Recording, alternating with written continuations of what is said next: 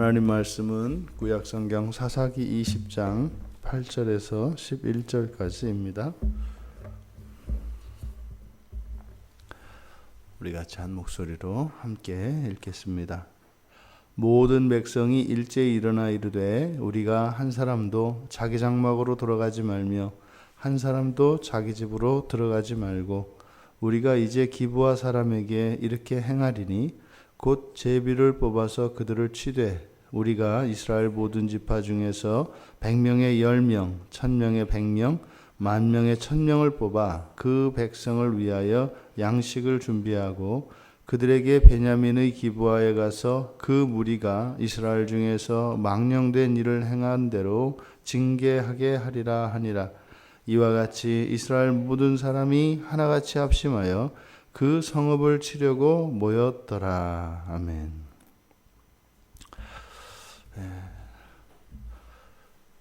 이제 베냐민 사람들, 기브아의 베냐민 사람들을 치기 위해서 이스라엘 모든 사람들이 함께 모였다.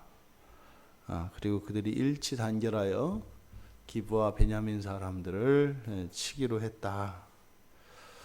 오늘 성경은 우리들에게 이 공의라고 하는 지상 최대의 명령이기도 하고 사실은 하나님 나라의 최종적인 완성 상태의 완성 상태를 나타낼 수 있는 말인 이 공의, 이 공의의 그런 함정에 대해서 이야기를 합니다. 이 세상은 하나님의 공의가 이루어져야 합니다. 하지만 주님께서 다시 오셔서 정말 이 땅에 택하신 백성들 모두를 구원하시고 그 백성들 모든 사람들이 하나님이 계획하셨던 그 완전한 상태의 정말 하나님의 형상을 회복하기 전까지는 그 일은 결단코 일어날 수도 없고 일어나서도 안 됩니다. 왜냐하면 하나님의 공의가 실현되어지려면 정말 우주 끝에서 이쪽 끝에서 저쪽 끝까지 완전한 하나님의 질서가 이루지 않은 상태에서는 하나님의 공의가 이루어질 수 없는 것이기 때문에 그렇습니다. 단지 옳고 그름의 문제가 아니라 하나님의 공의는 질서와 관계되어 있는 것이기 때문에 질서는 모든 것이 맞물려서 동시에 이루어질 수 있을 때라야 완전한 질서가 이루어지기 때문입니다. 지금 모든 백성들이 이렇게 예외 없이 일치를 이루고 모인 것은 바로 하나님의 공의를 실현하기 위한 것이었습니다. 우리가 하나님의 공의를 따라 살기 위해서 최선을 다해야 되고 노력해야 되는 것은 틀림이 없습니다. 근데 지금 여기서 강조하고 있는 것은 예외 없이 한 사람도 예외 없이 모두 다 바로 이 기브아의 베냐민 사람들을 치는 일에 동조했다는 겁니다. 우리가 앞에서 살펴보았습니다만 이것은 정상적인 재판 과정을 거치지 않았다. 그리고 이 사건에 대한 사실은 내용조차도 이들은 제대로 알고 있지 않다. 그러니까 하나님의 공의를 실현하겠다고 하는 이 사람들이 가지고 있는 자체 모순이 있습니다. 그러면 먼저 어떻게 해야 돼요? 이 재판의 과정과 이 모든 것들이 하나님의 공의에 합당해야 합니다. 그러니까 목적만 이것이 하나님의 공의에 부합한다고 해서 그 동기와 그 과정이 무시되는 것은 아니다. 목적만 좋으면 다 좋은 것이 될 수는 없다. 그 과정도 하나님의 공의에 부합해야 하는 것이다. 이것입니다. 지금 이렇게 이스라엘 공동체가 사실 누군가의 10절의 끝에 보면 망령된 일을 행한 대로 징계하기 위해서 이렇게 했다고 합니다. 그러니까 지금 이스라엘 백성이 사실은 이렇게 누구의 망령된 일을 징계할 정도로 이스라엘 공동체가 거룩성을 유지하고 있었는가? 그렇지 않다는 겁니다. 그러니까 뭐예요? 상대적으로 이 공의를 집행하고 공의를 적용하려고 하는 것은 하나님의 공의를 수단으로 이용하는 것이죠. 목적이 아니라 수단이 된다는 겁니다. 그래서 하나님의 공의가 목적이 될 때와 수단이 될 때는 일관성이 없습니다. 그리고 형평성에 맞지 않습니다. 하나님의 공의가 정말 진정한 그 목적이 하나님의 공의라면 그것은 일관되게 그리고 형평성 있게 모든 사건과 모든 이들에게 공의 적용이 돼야 하는 것이죠. 누구에게서는 공의를 요구하는데 다른 누구에게서는 공의가 무시되어진다면 그것은 공의가 목적이 된 것이 아니라 수단이 되어서 사람들이 자신의 뜻을 이루기 위해서 하나님을 이용한다는 거죠. 이것은 예수님 당시에도 그랬고 이 세상을 살아가는 동안 하나님 백성들이 저지르는 가장 일반적이기도 하고 가장 위험한 범죄 행위입니다. 그러니까 하나님의 이름으로 자신의 뜻을 이루려고 하는 거예요. 하나님의 이름을 팔아서 자신의 뜻을 이룹니다. 그것이 대표적으로 예수님 당시에 고르반 하는 것 같은 거죠. 부모에게 효도하라고 하니까 하나님의 이름으로 불효할 수 있다 이렇게 얘기를 합니다. 그런데 명분은 무엇이에요? 부모님보다 하나님을 위하는 것이 더 큰 일이니까 나 이것은 하나님을 드리기로 한 거니까 아버님, 어머님 제가 드릴 수 없어요. 이런 거죠. 그러니까 이것은 하나님의 공의를 수단으로 이용하는 것은 하나님의 이름을 망령되이 일컫는 것과 조금도 다르지 않고 하나님의 이름을 능멸하는 것입니다. 이것은 끔찍한 죄악이죠. 종교의 이름으로 인류의 역사 속에서 일으켰던 끔찍한 사륙들이 있었습니다. 그것이 전부 공의의 이름으로 하나님의 공의의 이름으로 그런 일들이 있었죠. 하지만 하나님께서는 이런 모든 공의의 기초가 되는 율법을 통합하셔서 사랑의 계명으로 만드셨습니다. 그러니까 어떠한 하나님의 공의도 하나님의 사랑을 벗어나는 법이 없습니다. 모든 것은 하나님의 사랑 안에서 이루어지는 것입니다. 어저께 그저께 우리 노회가 열렸습니다. 제가 하여튼 목사가 되고 동서울로의 소속 목사가 된 것에 대해서 너무 자랑스럽고 너무 감사했고 또 어저께 여러분들이 간절히 기도해 주셨던 그것이 정말 기도의 능력으로 나타났습니다. 여러분들은 그 자리에 안 계셔서 그 감동을 그냥 저를 통해서 들으십니다만 일어날 수 없는 일이 일어났죠.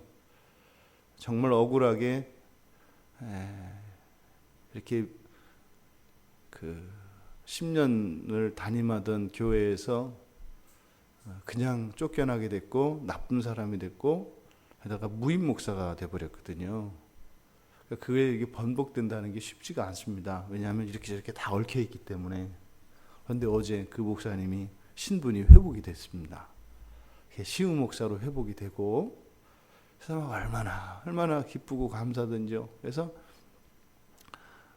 지난주에 그 교회에서 불법적으로 이제 그 사람들이 이렇게 해서 하여튼 좀 얘기하기도 그럴 정도로 상식 이하의 일들이 일어났었습니다. 그래서 자기들 나름대로 뭐 이렇게 무슨 담임 목사라고 또 세우고 막 이런 일이 있었거든요. 이제 그런 기도가 나오더라고요. 하나님이 가만히 있으니까 사람들이 저러잖아요.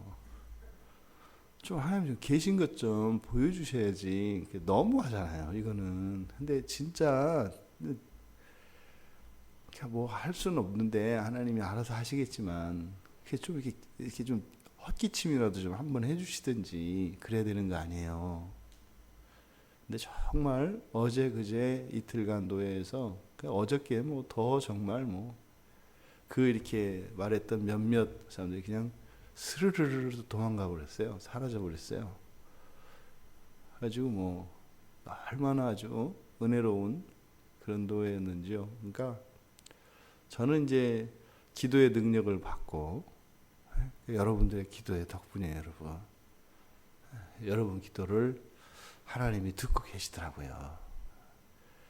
정말 전무후무한 일이고요. 일어나기 어려운 일이에요. 아마 전국 노회에 큰 귀감이 되고 그동안 있었던 잘못된 관행들의 못을 박는 어떤 대표적인 시범 케이스가 돼서 아마 많은 교회들의 정말 안전망이 될 수 있는 그런 이제 쾌거를 이룬 노예였습니다. 그래서 너무너무 감사했습니다. 그런 거죠. 하나님께서는 말입니다. 항상 사랑의 계명 아래 하나님의 공의를 실현해요. 어제 우리가 앞에서 보았던 미스바 총회의 본문이 그 사건, 그 불법 재판이었잖아요. 정말 그랬거든요. 너무 비슷했어요, 상황이. 그런 불량배들과 막 이렇게 이루어지는 그런 상황이었거든요. 근데 물론 이 사사기에서는 점점점 이렇게 이제 잘못돼 갑니다. 근데 우리가 쓴 신사사기는 이 내용과 완전히 다릅니다. 그래서 하나님의 사랑의 계명 안에 그 공의를 수단으로 이용하려고 했던 그 사람들의 뜻이 다 이루어진 것처럼 되었죠. 또 그리고 너무나 애쓰고 수고해서 뭐 엄청난 것들을 그 사람들이 다 이렇게 이루어 놨다고 생각을 했죠. 근데 악인이 쌓아놓은 재물을 그대로 하나님께서 의인에게 가져다 주시는 그 일이 어저께 일어났습니다. 그래서 그 이전에 이렇게 문제가 됐던 내용들까지도 그냥 그 사람들이 다 그렇게 해놔서 싹 다 해결이 됐습니다. 전부 다 싹 다 해결이 되고요. 그리고 실제로 이제 노예 안에서도 그리고 우리 시찰의 안에서도 큰 보이지 않는 큰 변화가 일어났습니다. 그래서 굉장히 영광스러운 복된 그런 노예가 됐습니다. 지금 본문에서는 하지만 이들은 공의를 그들의 뜻을 이루기 위한 수단으로 이용하고 있습니다. 그러니까 무슨 말이에요? 지금 레위 사람의 형편이 너무나 딱하고 그들이 저지른 죄가 너무 악해서 그들을 여호와의 이름으로 심판하려고 모였지만 사실 그들의 마음속에는 사심이 있었다는 겁니다. 다른 뜻이 있었다는 것입니다. 그것이 전혀 표면적으로는 하나님의 공의를 위해서 모든 백성이 일치 단결한 것처럼 보였다는 말이죠.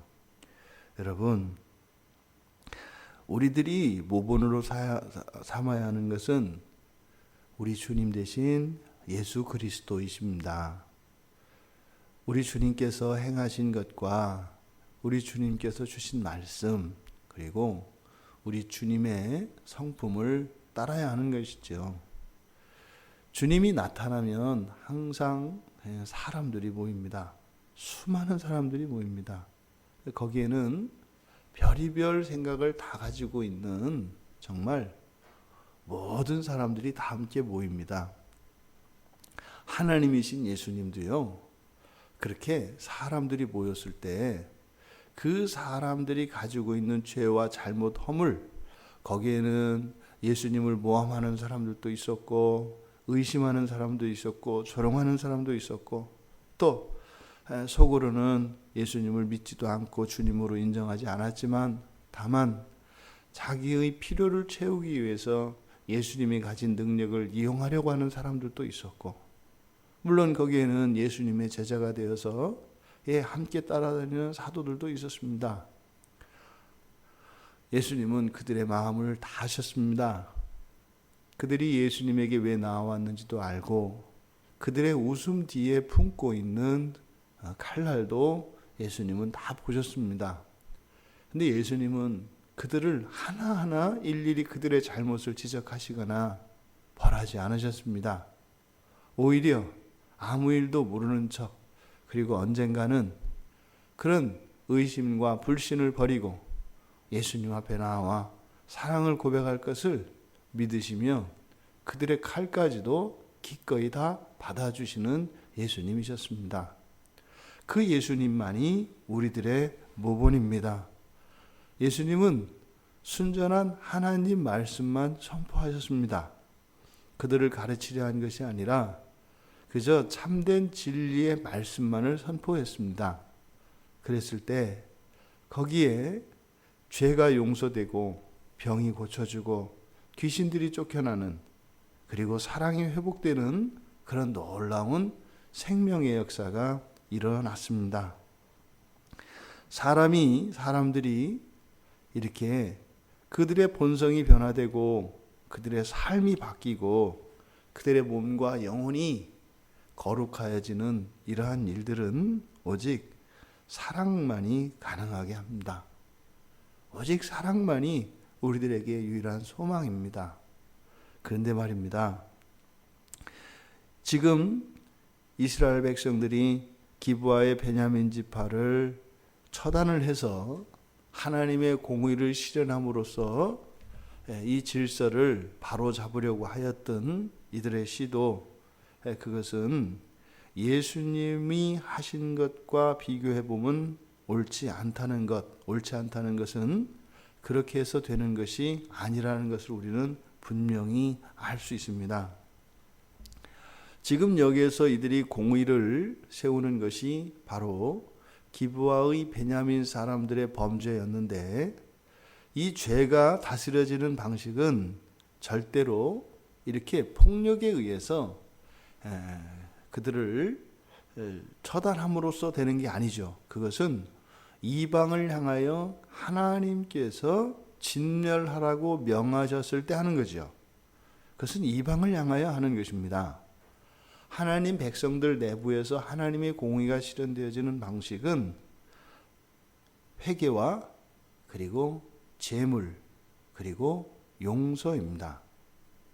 그 죄에 대한 자각과 그 죄가 얼마나 하나님 앞에 끔찍한 죄인가 하는 것을 깨닫고 그것을 회개하는 일이 먼저 일어나야 합니다. 근데 그 회개는 말입니다, 이렇게 폭력, 무력을 앞세워서 그들을 처단한다고 해서 회개가 나오는 것이 아닙니다. 그것은 성령의 감동과 감화가 아니고선 죄가 죄라는 것을 알지 못합니다. 오히려 죄를 짓는 사람들은 자기들 나름대로의 정당성의 근거를 가지고 있습니다. 그거는요, 어두워지면, 하나님이 억제하시는 은혜를 거두면 절대로 자신들은 그것을 볼 수 없습니다. 누가 보아도 그 사람이 악을 행하고 있는 것인데도 불구하고 정작 본인들은 절대로 생각할 수가 없다는 겁니다. 절대로입니다. 그래서 정말 하나님께서 그 죄를 보여주시고, 그리고 하나님께서 보여주시는 그것에 거부하지 않고 하나님의 말씀을 받을 때 비로소 회개할 수 있게 됩니다. 근데 구약에 이 제물, 제사를 드릴 때 제물을 드리는 이것은 회개에 대한 증거입니다. 그래서 신약 시대에 제사를 드리지는 않죠. 근데 우리가 제사를 드리지 않는 이유는 뭐예요? 바로 예수님께서 우리의 제물이 되어 주셨기 때문입니다. 우리가 직접 제물을 준비하지 않으니까 마치 이 회개에는 아무런 제물이 없는 것처럼 우리는 생각할 수 있습니다. 그렇지 않다는 것입니다. 구약의 어떤 제사, 솔로몬이 드린 1000번제보다 그거에 억만 배 더 큰 제물, 더 많은 제물, 비교할 수도 없는 제물이 우리들의 일상에서 저지르는 이 범죄들의 하나하나의 사건마다 드려진다는 것입니다. 반드시 회개와 용서 사이에는 제물이 있다는 사실을 잊어서는 안 됩니다. 수많은 사람들의, 수많은 민족과 국가들의 범죄는 예수 그리스도가 제물이 되어 주셨기 때문에 하나님의 용서가 가능한 것입니다. 우리가 우리에게 소망을 주시는 분은 오직 예수 그리스도 한 분이십니다. 단순히 우리들이 죄를 깨닫고 죄에 대해서 고백하고 회개를 했다고 해서 그냥 용서가 되는 게 아닙니다. 이것은 우리들에게 어떻게 적용되어야 하는가 하면은 회개하면서 나의 제물이 되신 예수 그리스도의 십자가를 거칠 때라야 하나님의 진정한 용서가 임한다는 것이에요. 그저 마음에 그 죄책감이 사라지는, 자기 자신 안에서 누려지는 그런 마음의 일명 평화라고 하는 그것이 단순히 그냥 회개의 결과로 이어지는 것은 아니다 이 말입니다. 우리가 항상 회개를 할 때는 회개를 한 이후에 용서에 이르는 그 중간에 바로 그리스도의 십자가를 통과해야 되는 것입니다. 그래서 우리가 한 번 죄를 지을 때마다 그 십자가를 지나가게 돼요. 그래서 우리가 날마다 새로워지는 것입니다. 회개가 아니고서는 우리가 새로워질 재간이 없습니다. 지금 이스라엘 공동체가 이렇게 끔찍한 범죄 앞에 노출되었을 때 맨 먼저 이들이 해야 되는 것은 하나님 앞에 공동체가 회개하는 것이어야 했습니다. 어저께 그렇게 정말 하나님께서 놀랍도록 하나님의 의를 이루어 주신 그 사건을 두고 어저께 이제 그 목사님하고 나눠서 이 얘기를 하면서 그런 생각을 했습니다.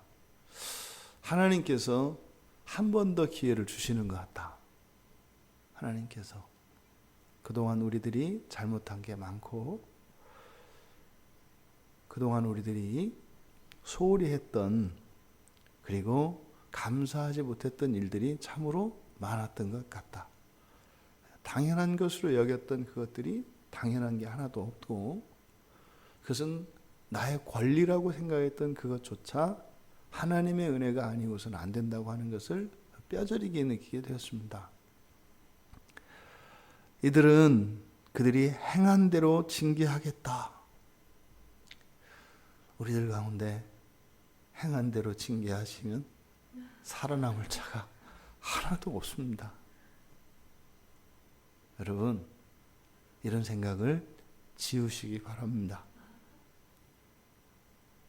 우리와 함께 살아가는 사람들에게 행한 대로 징계하겠다고 하는 그것이 옳은 것 같지만 그것이 얼마나 무리수인가 하는 것을 성경은 가르쳐 줍니다. 어떻게 해요? 행한 대로 징계하는 것이 아니라 그저 되는 대로 받을 수 있는 우리 모두가 되길 바랍니다. 그리고 우리의 아픔과 억울함은 주님께 토설하고 주님께서 이루어 주시는, 그래서 우리의 억울함과 우리의 연약함을 통해서 하나님의 완전하심과 하나님의 크심을 우리의 삶 속에서 그렇게 경험할 수 있는 우리 모두가 되기를 바랍니다. 우리가 미련하고 약하고 또 억울한 것 때에 하나님께서 나타나셔서 정말 기적적으로 우리들을 구원하시고 이끄실 때 우리는 하나님을 더욱 사랑할 수 있지 않겠습니까? 그 하나님을 사랑하기 위해서 때로는 좀 아프고 억울할지라도 우리가 같이 감내할 수 있었으면 좋겠습니다. 주님은 결코 행한 대로 징계하지 않으십니다. 우리가 행하지 않은 것을 하나님께서 이루어 주셔서 구원하셨다는 사실을 우리가 잊지 말아야 합니다. 그러면 주님께서 우리에게 행하신 대로 우리가 따라한다면, 그러면 주님께서 우리에게 행하셔서 이루신 그 일들이 또한 우리들을 통하여 동일하게 나타날 줄 믿습니다. 그래서 정말 예수님을 대신해서 또 예수님의 영광만을 나타내는 것이 아니라 예수님의 아픔도 함께하며 그렇게 살아갈 수 있는 우리 모두가 되기를 주님의 이름으로 축원합니다. 살아계신 하나님, 하나님은 저희들이 행한 대로 징계하시는 하나님이 아니라 하나님께서 사랑으로 행하신 대로 하나님의 뜻을 이루시는 분인 줄 믿습니다. 저희들이 어떻게 구원에 이르게 되었던가 하는 이 놀라운 은혜를 잊지 않게 하여 주셔서 먼저 은혜를 받은 자들로 그렇게 하나님의 은혜를 끼치며 살아가는 저희들 되게 하여 주시옵소서. 예수님의 이름으로 기도드리옵나이다. 아멘.